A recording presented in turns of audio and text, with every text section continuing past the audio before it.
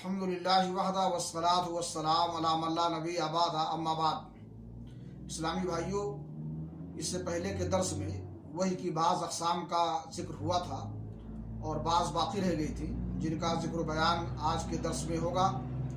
वही की मिन जुमला अक़साम में एक किस्म होती थी कि आप सल्लल्लाहु अलैहि वसल्लम फ़रिश्ते को असली शक्ल में देखते थे और इसी हालत में वो अल्लाह ताला की हस्ब मशीयत आपकी तरफ वही करता था।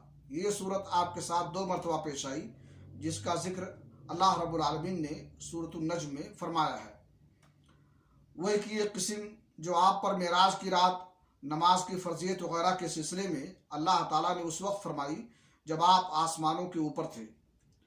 वही की एक शक्ल ये भी थी कि फ़रिश्ते के वास्ते के बगैर अल्लाह ताला की आपसे हिजाब में रहकर बराह रास्त गुफ्तगू, जैसे अल्लाह ताला ने मूसा अलैहिस्सलाम से गुफ्तगू फरमाई थी।